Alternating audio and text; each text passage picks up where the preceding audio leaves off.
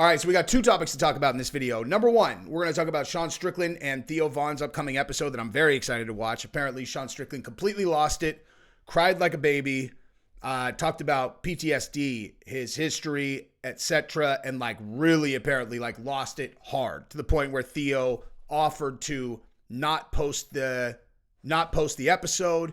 And I can tell by how these two guys are talking about it on social media, this is going to be a really good episode. This is going to be heavy, and it's going to be great. It's going to be really, really good. There's something about when a guy like Strickland loses it like that, for real loses it. Talking about themselves or talking about a topic that really gets him hard. I bet you there are going to be a lot of people who cry watching that. I'll bet you that. I will bet you there will be a lot of people who cry watching that. Theo also, he might have said that he cried watching it. We're going to show you. We're going to talk about that. So we're going to talk about all of that, right? But first, I want to talk about something a lot less serious that's way more funny. And that is about this streamer who apparently made threats towards the former president who comes to UFC and then was shocked when he was barred from the event. So we're going to talk about that idiot. And we're going to talk about, his apology to Dana White.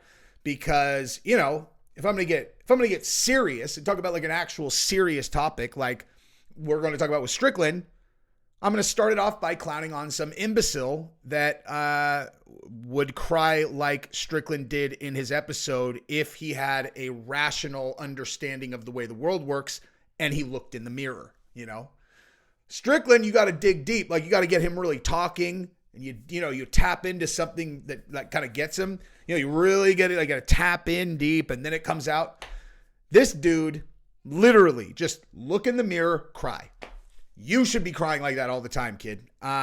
Anyway, so that's what we're going to do. If you love this channel, go ahead and subscribe. Or if you don't love it, but you find yourself watching it a lot, why don't you also subscribe? It helps me out, dude. It really does. I hate it when my channel doesn't grow. That's not, that common. But I would like for today to be a big growth day. So if you guys want to help me out, that would be amazing. Hit subscribe and then ring the bell if you want to know when I upload. And if you cry during this video, then like it. Or how about you just like the video if you're excited to watch Sean Strickland on Theo Vonn? Because I very much am. All right, so let's go here, okay? Now, I want to give you fair warning. I have not read any of this. None of it. Not a word, okay? My friend Alex sent this to me.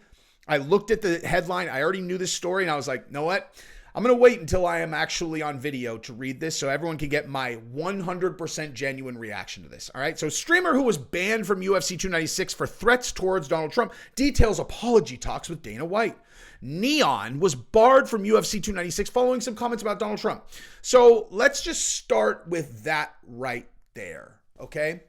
So I know that this new generation of young people who do all kinds of things, they have regular jobs. They're unemployed. They go get avocado toast. They get pineapple lattes and pour them on their chest because it makes them feel less manly. Avocado toast, whatever these guys are doing. They seem to not understand the way that the world works in terms of these are just hard, fast facts that you should know. Example. You can't publicly make a threat about a president of the United States or former president of any kind whatsoever and then come into the vicinity of said president or former president.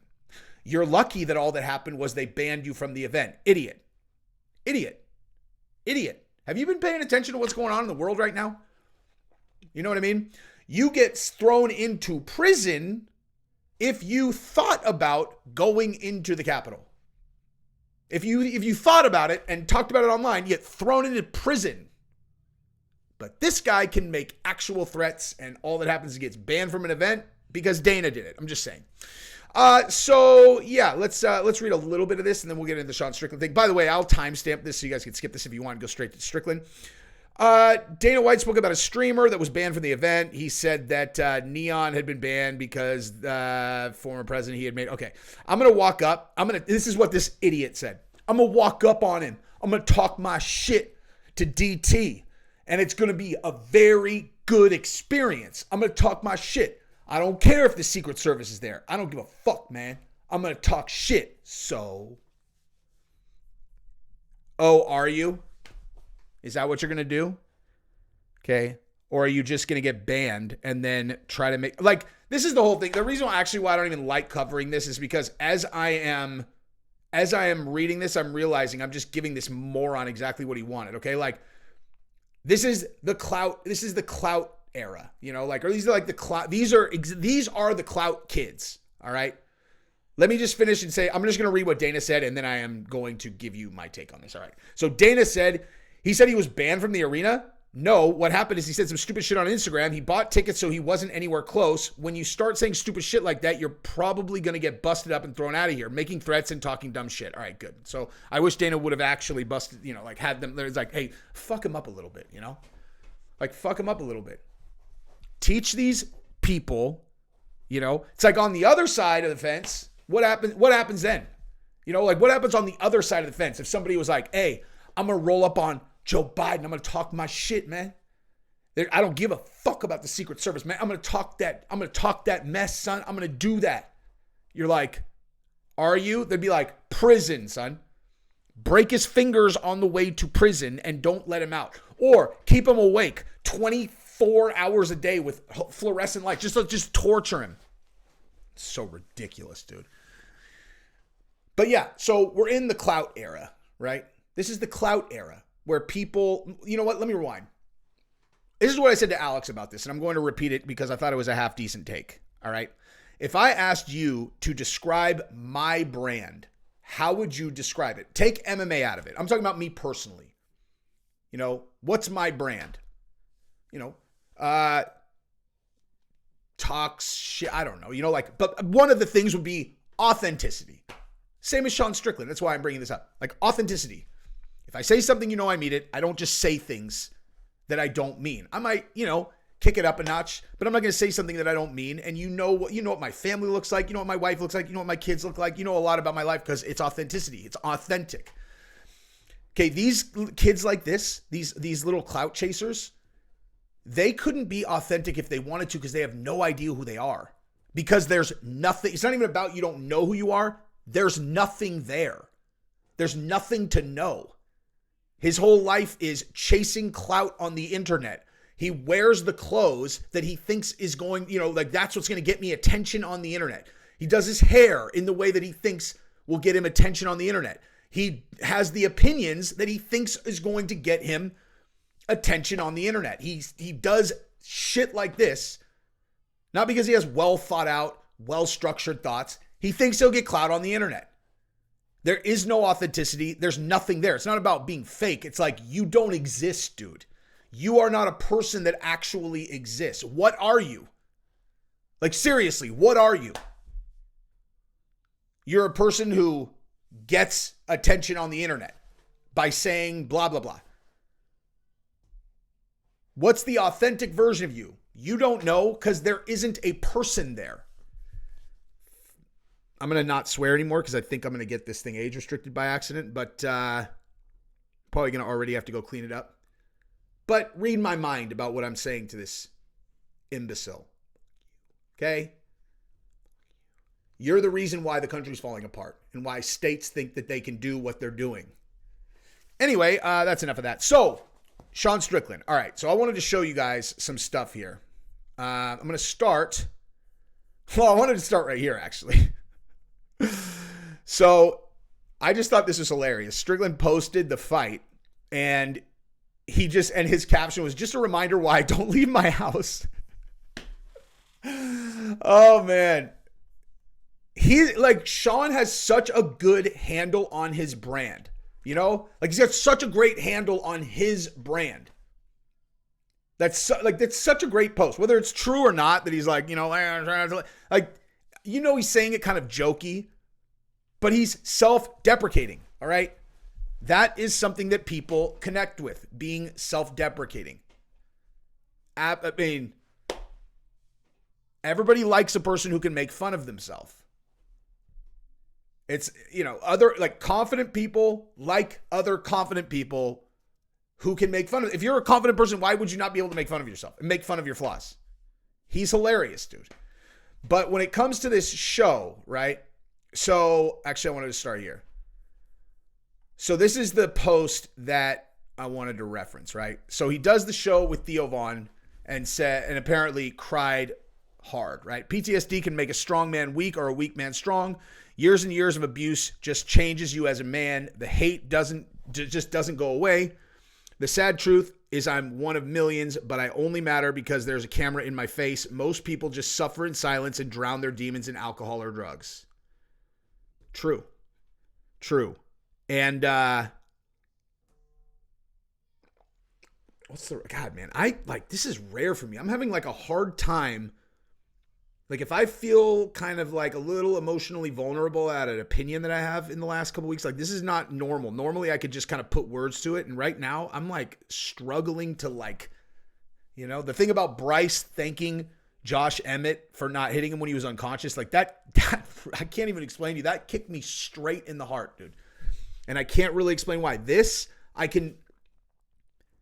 like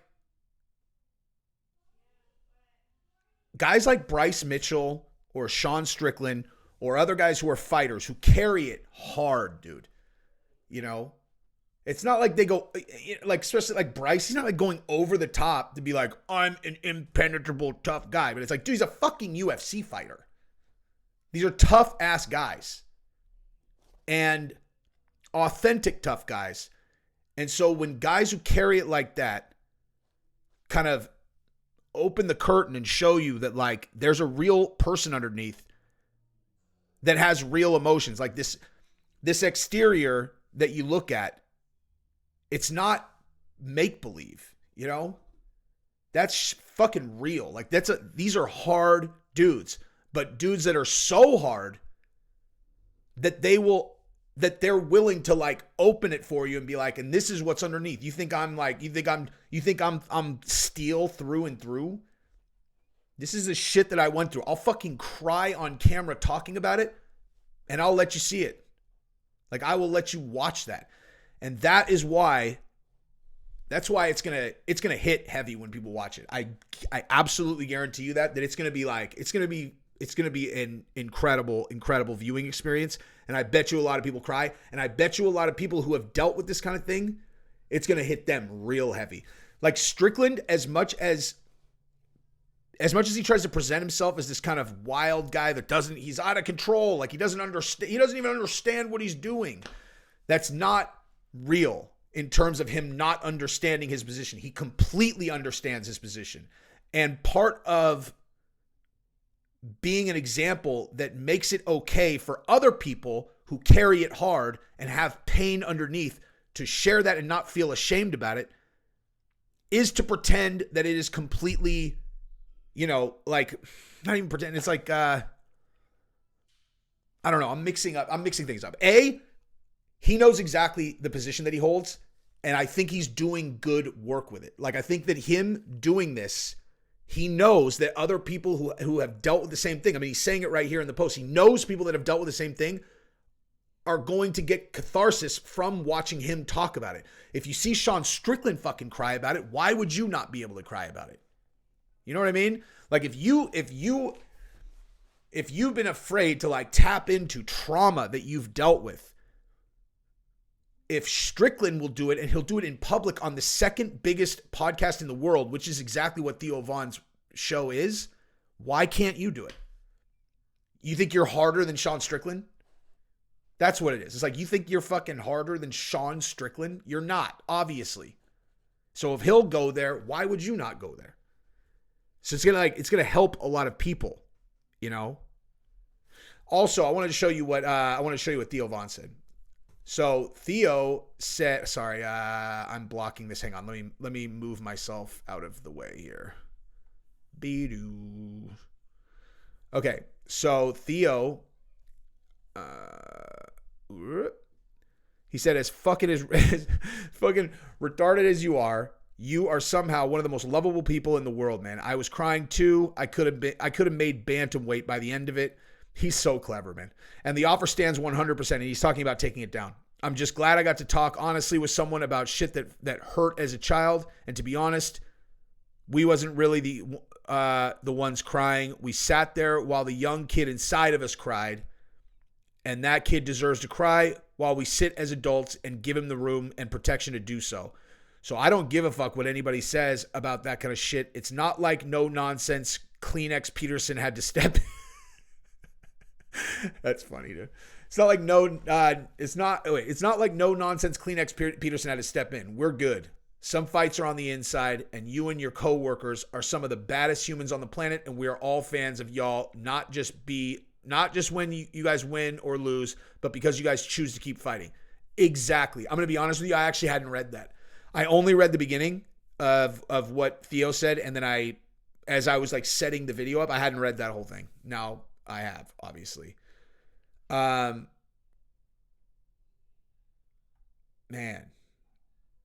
That.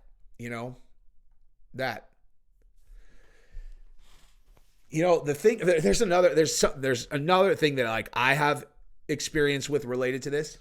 So like, I don't have any kind of like trauma from my childhood like that, at least none that I'm aware of. Whatever. What I can tell you though is that if you really tap into something that's like real deep, that you get, and you're on the spot and you're on camera and you get into it, it is nearly impossible to shut off.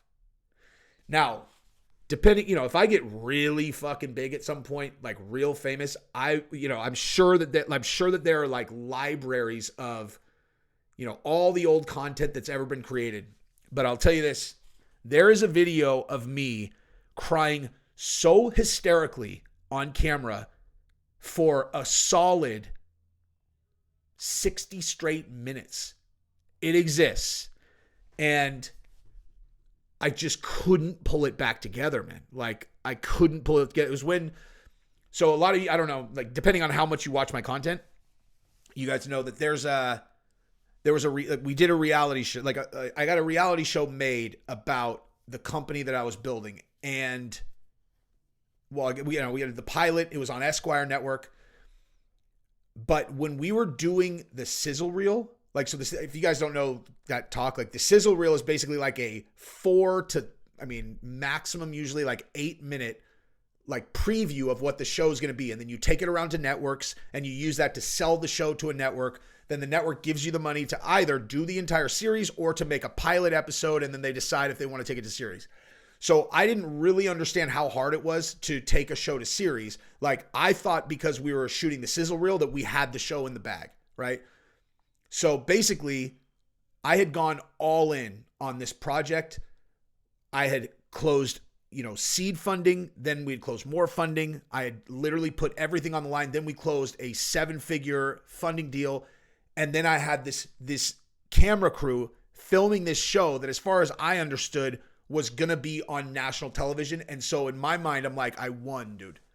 Like, I fucking did it. I went all in and I fucking did it. And I just thought that this was just like a step. I completely 100% thought that we had won. Now, we hadn't. But when I did the interview, I thought that we had. And when they asked me to talk about, like, to talk about the project, I tapped into some kind of thing that I can't really even explain still. I probably actually can't really talk about it now, but I lost it so fucking hard. And I don't know if Greg is going to watch this, but Greg Goldman, who's the president of Studio Lambert, who did Undercover Boss and all that, if he still has that footage, at some point I will ask him for it, and people will just be like, dude, I gave him nothing to work with in my interview. Nothing. Fucking nothing. Absolutely nothing. Where I was not, like, I couldn't get 2 consecutive words out, dude. And like, I'm talking like I was trying as hard as I could to calm down. Like, I was like, just fucking get it together. And I just couldn't do it, So if it ends up looking like that, I understand, dude. If you tap into something like that, it's very hard to turn off. But I don't know. I'm really excited to watch the episode. That's all I'm saying. And I think that, again, I just really think that those guys talking about that is going to give permission to a lot of people who would have a lot of good done talking about it. Permission for them to talk about it to somebody. You know what I mean? Anyway, that's probably enough. Dude, I'm telling you right now. Now, switching gears. this is the moment where my channel just kills right now when there are these huge breaks in UFC, because like, you know, during when there are like UFC events, everybody's like, why don't you do breakdowns? I'm like, it's not what kind of channel it is. They're like, well, you know, what are you at your fight picks? I'm like, I don't really do that, man. That's not what this channel is. And as soon as the events stop, right? Like there are no events. Every single time there's a 4 to 6 week break between UFCs, that's when my channel goes. Because I can do these, like, I'm talking about life on this channel. I'm either trying to be funny or talk about life. Those are the two things I do on this channel. I just use MMA as this kind of common interest that we all love to inject that into it. And so right now, when there's no other events, I expect to see you guys around a lot, because I'm going to keep on cranking content and I will always make it entertaining or funny or both. So I'm very much looking forward to the next 30 days. Anyway, I love you guys. Thank you guys for continuing to support the channel. Feel free to subscribe. And that is what I got. I love you guys. And by the way, to the dude, the streamer guy, why don't you take a break and grow an actual human being inside of yourself and then come back. Okay? And Sean, you're a badass. Theo, you're a badass. I love you guys. Bye-bye.